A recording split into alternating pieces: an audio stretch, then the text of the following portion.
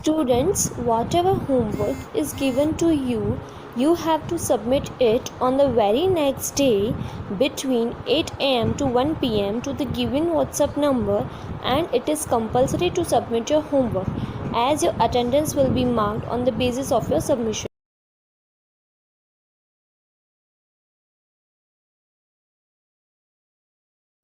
Okay students, now let us understand question D. Answer these questions in brief. Let's start with the first one. What made Junagadh a part of the Indian Union? यह question का मतलब होता है कि किसने जूनागढ़ को भारतीय संघ का हिस्सा बनाया? And the answer is after a brief struggle between India and Pakistan, Junagadh joined India on 9 नवंबर 1947, जिसका मतलब है भारत और पाकिस्तान के बीच थोड़े संघर्ष के बाद 9 नवंबर 1947 को जूनागढ़ भारत में शामिल हो गया। It was a part of Saurashtra state and later Bombay state, जिसका मतलब है यह सौराष्ट्र राज्य और बाद में बॉम्बे राज्य का एक हिस्सा था। In 1960, in consequence of the Mahagujarat movement, it became part of the newly formed Gujarat state, जिसका मतलब है 1960 में महागुजरात आंदोलन के परिणाम स्वरूप यह नवनिर्मित गुजरात राज्य का हिस्सा बन गया। Okay, now question number 2, right a short note on the Indian constitution. यह क्वेश्चन का मतलब होता है कि भारतीय संविधान पर एक संक्षिप्त नोट लिखे। And the answer is according to the Indian constitution, equality before law and equality of opportunities were guaranteed and nobody would be discriminated upon on the basis of caste, creed, religion and sex, जिसका मतलब है भारतीय संविधान के अनुसार कानून से पहले समानता और अवसरों की समानता की गारंटी थी और किसी को भी जाति, पंथ, धर्म और लिंग के आधार पर भेदभाव नहीं किया जाता था। The right of the poor and marginalised communities was recognised by giving them special privileges, जिसका मतलब है गरीब और उपेक्षित, या तो हम कह सकते हैं अधिकारहीन के समुदायों के अधिकार को विशेष अधिकार देकर मान्यता दी गई थी। The practice of untouchability was एबोलिश्ड and the marginalised communities were allocated special privileges so that they could be brought into the main stream, जिसका मतलब है अस्पृश्यता की प्रथा को समाप्त कर दिया गया और उपेक्षित समुदायों को खास विशेषाधिकार दिए गए ताकि उन्हें मुख्य धारा में लाया जा सके। A certain percentage of reservation have been made for them in educational institutions, the legislature and jobs in the government, जिसका मतलब है शैक्षणिक संस्थानों, सरकार में विधानसभा और नौकरियों में उनके लिए आरक्षण का एक निश्चित आधार बनाया गया है। Okay students, now question number 3. What role did India play in the formation of the non-aligned movement? यह क्वेश्चन का मतलब होता है कि असंयुक्त आंदोलन के निर्माण में भारत की क्या भूमिका थी? And the answer is some countries like India did not want to join any of the two power blocks, जिसका मतलब है भारत जैसे कुछ देश दो ताकतवर समूहों में से किसी में भी शामिल नहीं होना चाहते थे। It was under this circumstances that the NAM non अलाइंग movement was founded, जिसका मतलब है यह इन परिस्थितियों में था कि NAM नॉन अलाइंग मूवमेंट माने असंयुक्त आंदोलन की स्थापना की गई थी। The founder of NAM were Jawaharlal Nehru, president Joseph Broz Tito of Yugoslavia and president Gamal Abdel Nasser of Egypt, जिसका मतलब है NAM नॉन अलाइंग मूवमेंट असंयुक्त आंदोलन के संस्थापक जवाहरलाल नेहरू, यूगोस्लाविया के राष्ट्रपति जोसेफ ब्रोज टिटो और इजिप्ट के राष्ट्रपति गमाल अब्देल नासिर थे।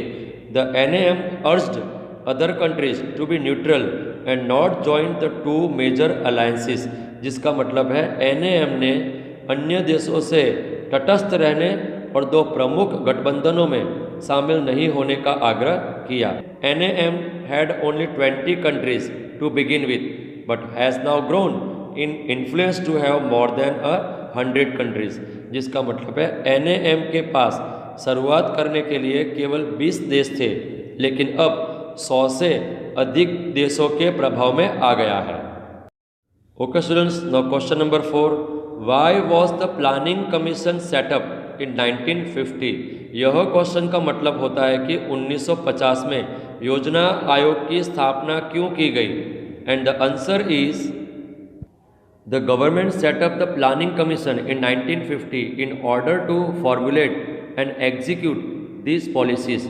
जिसका मतलब है सरकार ने इन नीतियों को बनाने और अमल करने के लिए 1950 में योजना आयोग का निर्माण किया। The commission was to promote a rapid rise in the standard of living of the people by using the resources of the country, increasing production and offering employment opportunities to everyone।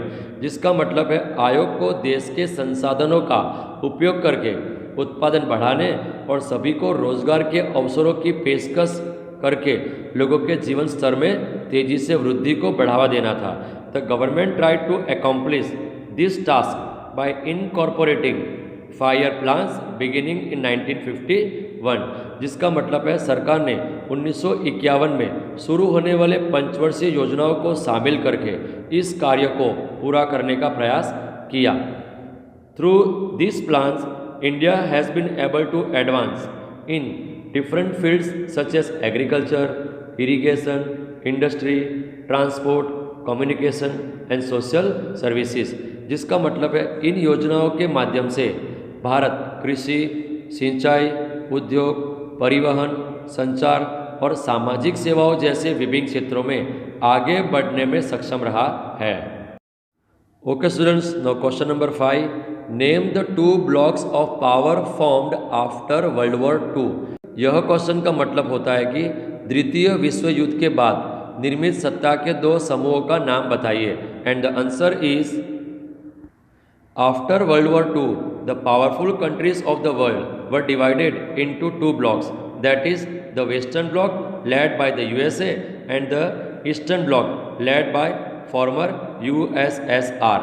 जिसका मतलब है द्वितीय विश्व युद्ध के बाद दुनिया के शक्तिशाली देशों को 2 समूहों में विभाजित किया गया था, अर्थात USA के नेतृत्व में पश्चिमी समूह और पूर्व USSR के नेतृत्व में पूर्वी समूह थे। Okay students, now question number E, answer this questions in detail. Let's start with the first one. Who was India's first home minister? State one contribution of his which was considered to be a great success. यह question का मतलब होता है कि भारत के पहले गृह मंत्री कौन थे, उनके योगदानों का एक ऐसा योगदान जिसे एक बड़ी सफलता माना गया। And the answer is the efforts of one man, Sardar Vallabh Bhai Patel, India's first home minister, were instrumental in absorbing the independent princely states into the Indian fold. जिसका मतलब है भारत के पहले गृह मंत्री सरदार वल्लभ भाई पटेल एक व्यक्ति के प्रयासों ने स्वतंत्र रियासतों को भारतीयता में समावित करने में महत्वपूर्ण भूमिका निभाई। That is why Sardar Patel is also known as the iron man of India. जिसका मतलब है यही कारण है कि सरदार पटेल को भारत के लौह पुरुष के रूप में भी जाना जाता है। Okay students, now question number 2, how did the reorganisation of Indian states take place? यह क्वेश्चन का मतलब होता है कि भारतीय राज्यों का पुनः निर्माण कैसे हुआ। And the answer is by this time of independence there were more than 500 princely states that had to be assimilated into the Indian nation, many of which wanted to retain their independence, for instance Junagadh, Hyderabad and Kashmir। जिसका मतलब है आज़ादी के समय तक 500 से अधिक रियासतें थी जिन्हें भारतीय राष्ट्र में आत्मसात करना पड़ा था, जिनमें से कई अपनी स्वतंत्रता को बनाए रखना चाहते थे। उदाहरण के लिए जूनागढ़, हैदराबाद और Kashmir. Okay, students, now let us understand question 3. What were the principles of the Panchsheel agreement? Why were they framed? यह क्वेश्चन का मतलब होता है कि पंचशील समझौते के सिद्धांत क्या थे, उन्हें क्यों निर्माण किया गया था, and the answer is these are a series of principles considered to be the backbone of the relationship between India and the People's Republic of China, जिसका मतलब है ये भारत और पीपल्स रिपब्लिक ऑफ चाइना के बीच संबंधों का आधार माने जाने वाले सिद्धांतों की एक श्रेणी है. They were shaped in 1954 with the reference to decolonization to assure that the newly formed independent nations coexist peacefully in a harmonious manner, and the aggressive relationship that they had in the past with the colonizer could be avoided. जिसका मतलब है वे 1954 में नवनिर्मित स्वतंत्र राष्ट्रों को शांतिपूर्वक सह अस्तित्व का आश्वासन देने के लिए विघटन के संदर्भ में रचना में थे, और उपनिवेशवादियों या तुम कह सकते हैं वसाहतियों के साथ बीते हुए समय में उनके जो आक्रामक संबंध थे उन्हें टाला जा सकता था. Okay, now let us understand the 5 principles of the Panchsheel agreement are, जिसका मतलब है पंचशील समझौते के 5 सिद्धांत नीचे दिए हुए हैं.